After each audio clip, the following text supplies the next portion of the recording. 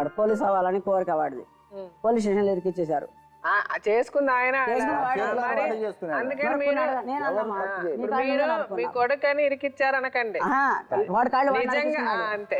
అదే నేను అంటున్నానమ్మా, ఎవరు చేసిన దానికి వాళ్ళకే వస్తుందమ్మా. వాళ్ళు చేసిన వాళ్ళకే వస్తుంది, మీరు చేసిన మీకే వస్తుంది. నేను ఇక్కడికి ఎవరు వచ్చినా నేను ఒకటే చెప్తున్నా అందరికీ కూడా, దయచేసి నిజాలు మాట్లాడండి. ఎందుకంటే జీవితంలో తప్పులు అందరూ చేస్తాం. ఇప్పుడు నా మనోడు కోసం నేను తప్పితే ఇదంతా ఇంత బాధపడేదాన్ని కాదమ్మా. నేను నా పిల్లల గురించి కూడా నాకు బాధ లేదు. వాడు చూడండి చెప్పేసి వెళ్తున్నాడు అని చెప్పేసి వాడి కాళ్ళ మీద అట్లా గాడిపెట్టి కాల్చి రోడ్డు మీద పరిగెత్తున్నాడు. అట్లా కాలిస్తే నేను తిరిగిన చోట్లేదు మేడం.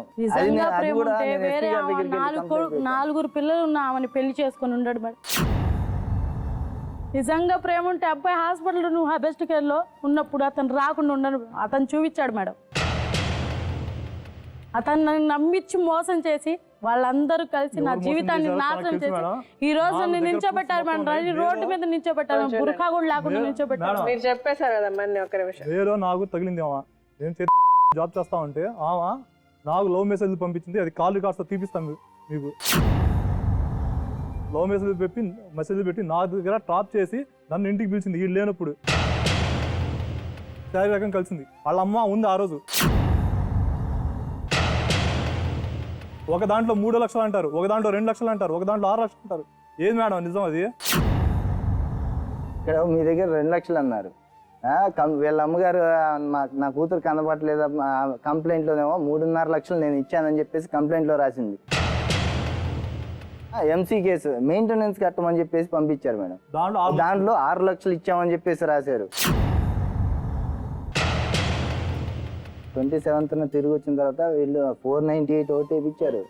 సరే అది అయిపోయింది. అదంతా మీరు చెప్పాలి. ఇప్పుడు మీరు అమ్మాయిని తీసుకొని వెళ్ళిపోయారు. మీరు అమ్మాయి పిలిచి అమ్మాయి లవ్ మెసేజ్లు పంపిస్తే ఒక అన్న భార్యతో వెళ్ళి సంసారం ఎట్లా చేస్తారు? మీరు ఎట్లా శారీరకం కలుస్తారు? మీ బుద్ధి ఏమైంది?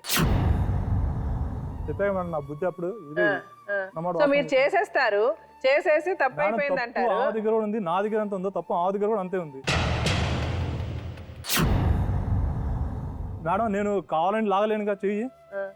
ఆమె మీరు కావాలని లాగారని చెప్పలేదే. మీరు ఆమెకి సహాయం చేశారు, ఆమె ఏదో నగలిడిపించారు, మీ మంచితనం చూసే ఆమె మీతో కలిసిందనే చెప్పింది. కానీ ఆమె మీరేం బలవంతం చేశారని ఆవిడ చెప్పలే. మీరే అనవసరంగా ఇప్పుడు రావడం ఆవిడ మీద తప్పు చెప్తున్నారు. కానీ ఇంతవరకు ఆవిడ మీ గురించి తప్పు చెప్పలే. ఒకటే చెప్పింది, మొన్నటి వరకు కూడా నాకు తగ్గట్టుగానే రాశాడు, ఇప్పుడు చాలా రోజుల తర్వాత ఇప్పుడు వీళ్ళతో కనబడి ఇప్పుడు అతను మార్చి మాట్లాడుతున్నాడని చెప్పింది. కానీ ఫస్ట్ ఆవిడ మీ గురించి తప్పు మాట్లాడలే. ఒక ఆడదాన్ని ఫస్ట్ మీరందరూ కూడా ఆ అమ్మాయిని ఒక అమ్మాయిని చేసి తప్పంతా అమ్మాయిదని మాట్లాడద్దు. ఫస్ట్ ఆఫ్ ఆల్ అర్థమవుతుందా? అంటే తప్పంతా అమ్మాయిది అని చెప్పి మీరు సపరేట్ చేయబోతున్నారు. నాకు సపరేట్ చేసిన మేడం నేను ఏమనుకోవాలి మేడం?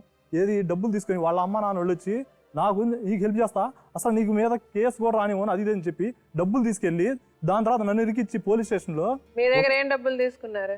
5 లక్షలు తీసుకున్నారు వాళ్ళ అమ్మ నాన్న వాళ్ళు వచ్చి.